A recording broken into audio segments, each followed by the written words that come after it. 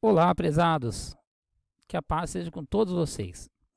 Começando agora uma série de estudos bíblicos sobre série evangelísticas, né? Apresentando para vocês aqui alguns fundamentos básicos do evangelho do nosso Deus, do nosso Cristo, né? Do nosso Messias. Fundamentos esses que a maioria de vocês já conhecem, mas é bom sempre, né? Rever esses fundamentos, esses princípios, porque fortalece a alma, tá? E também compartilhar com os amigos que ainda não conhecem esses fundamentos, compartilhar com os parentes, porque vai edificar, com certeza, né? Vai edificar a alma, vai ser como uma semente plantada aí para germinar, né? Para a salvação, tá? Por isso, depois que você assistir o estudo, você compartilhe com seus amigos, tá bom? Deus abençoe, bem-vindo a esse estudo. Hoje vamos falar sobre a condição natural do ser humano.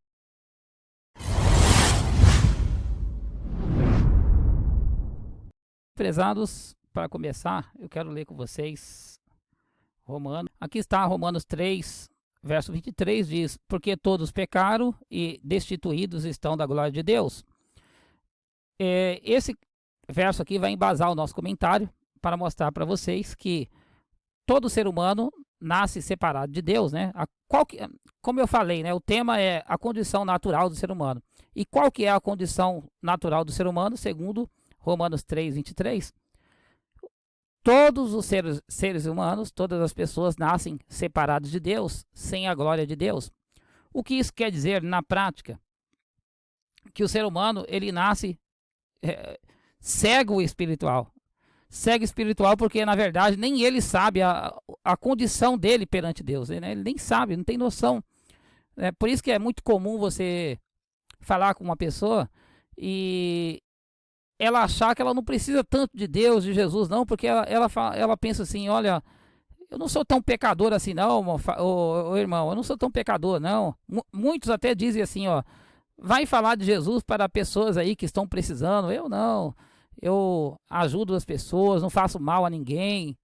Veja bem, irmãos, a pessoa nasce tão cega espiritualmente que ela não percebe a necessidade, a terrível necessidade de Deus na vida dela, de Jesus na vida dela.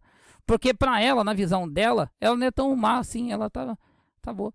Mas a natureza dela, a condição dela é terrivelmente, no sentido espiritual, né? A condição dela é terrivelmente desgraçada, tá? A pessoa nasce separada de Deus, sem a glória de Deus. O texto fala aqui que a condição natural das pessoas é nascer sem a glória de Deus. Como é que na prática a gente percebe isso? Na prática a gente percebe isso que, assim, vamos analisar as famílias de pessoas que não nascem no berço. Perdão. Vamos imaginar aqui, vamos analisar as famílias que não são cristãs praticantes, por exemplo. Né? Não tem o costume de ir à igreja, tal, né? Não tem o costume de ouvir hinos. Você percebe que os filhos, as pessoas que nascem nessas famílias, vão seguindo essa tendência. Em outras palavras, não é natural as pessoas já nascerem, né, as crianças já nascerem com vontade de ir à igreja, de louvar a Deus, de agradecer a Deus, de fazer oração.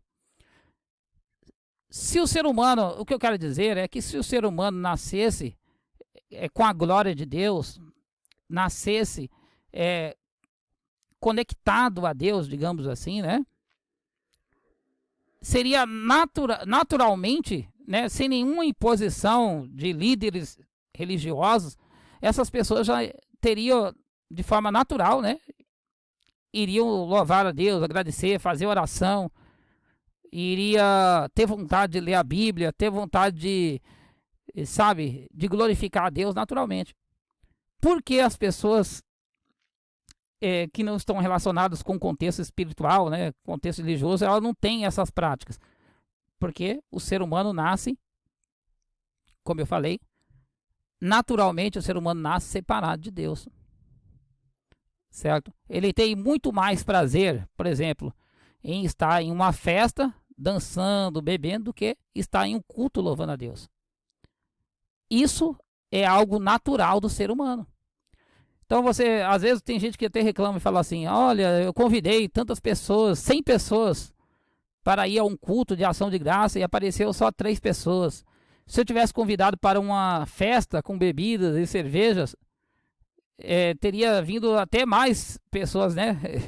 Até pessoas que não foram convidadas teria vindo à minha festa. Por que isso acontece? Porque o ser humano nasce separado de Deus, destituído da glória de Deus. É natural que isso aconteça, certo? É natural. Tem outro verso aqui que eu quero ler com vocês, que é Romanos capítulo 7, que diz assim, 7 verso 14, que diz, porque bem sabemos que a lei é espiritual, mas eu sou carnal, vendido sob o pecado, porque o que eu faço não o aprovo, pois o que eu quero, isso não faço, mas o que aborreço, isso faço. E se faço o que não quero, consinto com a lei que é boa. De maneira que até agora já não sou eu que faço isso, mas o pecado que habita em mim. Porque eu sei que em mim, isto é, na minha carne, não habita bem algum. E com efeito, o querer está em mim, mas não consigo realizar o bem. Porque não faço o bem que quero, mas o mal que não quero, esse faço. Ora, se eu faço o que não quero, já não sou eu que faço, mas o pecado que habita em mim. Até aqui tá bom. Até aqui tá bom. Porque eu quero mostrar esse verso aqui para vocês, Romanos capítulo 7, para mostrar aqui, ó. O texto começa dizendo assim, ó. Porque sabemos que a lei é espiritual, mas eu sou carnal, né? O homem nasce separado de Deus, como eu falei, sem a glória de Deus, e o homem nasce carnal. Irmão Fábio, o que é o homem carnal? É carne, assim, carne, no sentido de corpo? Não, prezado. Não, prezada. Carne aí, o sentido de carne, deixa eu pegar aqui a minha cola aqui, é falar das tendências ou natureza do ser humano, né? Que o faz ser mais egoísta, interesseiro, cobiçador, encrenqueiro muitas vezes, lascivo, malicioso, falso, mentiroso, hipócrita, pervertido sexualmente falando, glutão, e por aí vai, idólatra, né? E por aí vai. Essas tendências naturais do ser humano, que todo ser humano nasce com essas tendências, né? Você pode ver que muitas vezes a criança, você consegue ver essa natureza do ser humano quando criança. Porque quando o ser humano se torna adulto, ele aprende a mascarar, né? A disfarçar essas tendências, certo? Ele aprende, ele sabe que ele tem que ter uma postura perante a sociedade, ele sabe que ele tem que ter, como fala, uma reputação. Então ele, de certa forma, esconde essas tendências, essa natureza, né? Certo? Então, assim, são tendências naturais do ser humano. E como eu disse há pouco, você consegue ver isso muito bem nas crianças, quando você analisa, né, a vida das crianças, porque as crianças elas não têm essa questão de disfarçar, né? O egoísmo ali ele já mostra na cara, né? Por exemplo, você coloca 3 pedaços de bolo para duas crianças e coloca ali, você vai perceber que muitas das vezes os dois vão comer ali e já vai estar de olho no outro pedaço que ficou, e muitos vão comer rapidamente para pegar o outro, né? Se você colocar dois adultos ali, você vai perceber que haverá aquela vergonha. Não, como você, olha, eu não quero mais, como você, com uma vontade imensa ali de pular em cima do bolo, mas não vai expor essa vontade, né? Criança não, criança já mostra ali aquela natureza, aquela tendência a ser egoísta, né? Aquela tendência a ser o centro das atenções, né? De querer só para si, digamos assim. Claro que essas tendências têm que ser trabalhadas, mas isso eu estou mostrando esse texto aí para mostrar que tem a ver com a natureza do ser humano, que aqui no Romanos capítulo 7 é chamado de carne, ó. Eu sou carnal, Paulo fala aqui, ó. Romanos 7, eu sou carnal. Então eu até tenho vontade de ser de outro jeito, mas dentro de mim tem aqui umas vontades esquisitas aqui, né? Tem umas tendências esquisitas dentro de mim. Há uma luta, um conflito aqui no autor aqui de Romanos capítulo 7. Não sei se você percebeu. Eu quero fazer o bem, mas tem uma vontade aqui. Eu sei que a vontade de Deus é boa, eu sei que o caminho de Deus é bom, mas uma outra tendência está aqui dentro de mim, me puxando para esse lado aqui. Como eu disse, isso acontece porque o ser humano nasceu separado de Deus. E é interessante que, como ele fala aqui no texto, a lei de Deus é boa, né? Você percebe que Deus deu a lei ali para Israel, e a lei de Deus é boa. Mas a lei é limitada, a lei não consegue purificar os corações, a mente do ser humano. Você percebe que quando você olha o Antigo Testamento, você percebe que o povo de Deus fala aqui a palavra dele e o povo já logo em seguida já está caindo na idolatria, já está se distanciando de Deus. Você percebe em outro... Por exemplo, quando Deus falou os 10 mandamentos ali no Sinai, pouco tempo depois de Deus dar os 10 mandamentos, né? Nos 10 mandamentos Deus falou claramente que ele odiava, né, a feitura de imagens, de escultura. Ele deixou bem claro ali que não era para o povo representá-lo com imagem de escultura.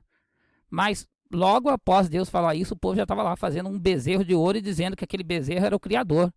Era Deus, o Criador, o nosso Pai, representando com um bezerro de ouro. Ou tendência miserável do ser humano, né? Tem um verso aqui, prezados, Romanos capítulo 7, que no final fala assim, ó. Verso 24, Romanos 7, verso 24. Miserável homem que eu sou, quem me livrará do corpo dessa morte? Porque ele falou essa palavra aqui. Diz-se que, no contexto aí, os soldados colocavam um morto, né, um cadáver, nas costas de uma pessoa, e para castigar essa pessoa, levava essa pessoa ao deserto, e aquela pessoa ficava ali perambulando, né, no deserto ali, e que se alguém não encontrasse essa pessoa e tirasse esse cadáver das costas dela, os bichos começavam a comer o cadáver e passava para as costas da pessoa que estava viva. E veja bem, começava a comer a pessoa viva ali no deserto. Por isso que ele fala aqui, quem me livrará do corpo dessa morte? Ou seja, essa natureza humana que a gente tem, o fato de nascermos separados de Deus, no sentido espiritual, ela nos mata, né? Essa natureza nos leva para a morte. E é uma luta constante, né? Uma luta terrível ali, para você vencer essas naturezas, para você vencer essas tendências, né? E muitas vezes a gente luta, tenta em algumas coisas, mas sempre a gente cai em algum ponto, porque parece que obedecer a Deus, o homem natural, né? O homem separado de Deus, o homem sem a glória de Deus, parece que obedecer a Deus é uma coisa, é um esforço muito grande para obedecer a Deus, e para fazer as coisas erradas é muito fácil. Parece que a propensão à desobediência é muito mais fácil, tá? Muito mais fácil. Então, esse estudo aqui tem esse objetivo, mostrar a condição natural do homem antes dele aceitar o evangelho, né? O homem, o que aconteceu com o homem logo após ele pecar contra Deus ali, e como que isso passou para toda a humanidade. E o ser humano, né, as pessoas sinceras ali clamavam, né, pedindo uma libertação, pedindo uma ajuda, né? Glória a Deus que Deus traçou um plano para resgatar o homem dessa situação. E é sobre isso que eu irei falar no outro estudo, no próximo estudo, né? Vou falar sobre o plano de resgate. O plano de resgate de Deus. O plano que Deus teve para poder resgatar o homem dessa situação. Então a gente vai analisar alguns textos do Antigo Testamento e vamos ver ali como que no Antigo Testamento Deus já mostrava como que ele ia libertar o homem dessa situação tão terrível, né? De homem natural, de homem carnal, de homem separado de Deus, né? Tá bom? Deus abençoe e até o próximo estudo.